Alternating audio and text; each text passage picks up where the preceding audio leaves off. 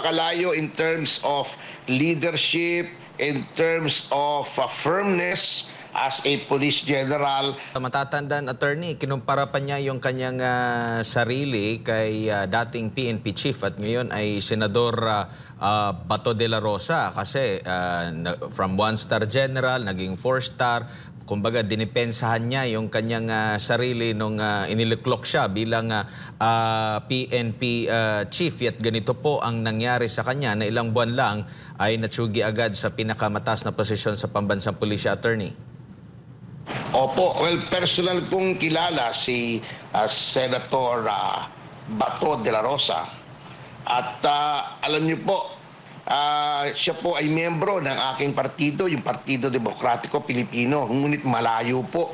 Napakalayo in terms of leadership, in terms of firmness as a police general. Pati sa pinag-aralan, may PhD po sa public administration si Senator De La Rosa. At nakita naman po natin, although medyo nakikita natin may pagka-jolly character siya, may pagka-character si Senator De La Rosa, his heart is in the right place at palagi po siyang naninindigan sa mga bagay na nasa tama at para sa best interest of our country. So malayong-malayo po. Of course, we are a free country, malaya siyang i-compare ang sarili niya kahit kanino.